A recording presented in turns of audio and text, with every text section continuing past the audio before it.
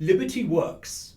Having low taxes, light regulation, and limited government really is the secret for economic success. Take, for example, Mississippi, where I'm talking to you from. For as long as anyone can remember, Mississippi has lagged behind. Mississippi has been one of the poorest states in the United States for well over half a century.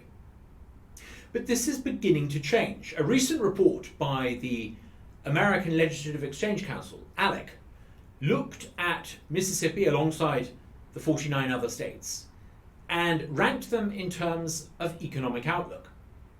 Mississippi didn't rank 50th out of 50, or 40th out of 50, or even 30th out of 50. Mississippi this year ranked 22nd out of 50, putting us in Mississippi now in the top half of states in America in terms of economic outlook. This is a remarkable turnaround for a state that has been poor and stagnant for decades. What explains this? The key reason why Mississippi is beginning to do better is because of lower taxes, light regulation, and less government. The Mississippi Center for Public Policy spearheaded a campaign to ensure that Mississippi had a flat 4% income tax, a dramatic reduction in the amount of money that people had to pay from their wages to the state government every month.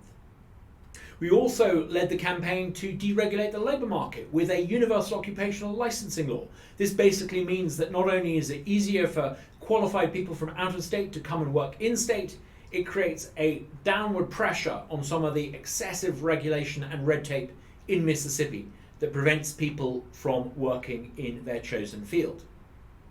Thirdly, we've seen here in Mississippi a significant fall in the number of people working on the public payroll. Mississippi has far too many bureaucrats and officials, far too much government in downtown Jackson. This is beginning to change, and we've seen a pretty significant reduction. Not fast enough, but we're getting there. We're reducing the number of people who live at the expense of the Mississippi taxpayer. All of that combined is making Mississippi's economy more buoyant, more dynamic, and we're starting to see the results. Over the past 30 or 40 years, the southern United States has seen the most extraordinary economic success. We've had states like Georgia with Atlanta growing phenomenally fast. We've seen growth in Florida. We've seen Texas and Dallas doing incredibly well. Tennessee to the north of Mississippi has prospered. There has been this tremendous southern success story.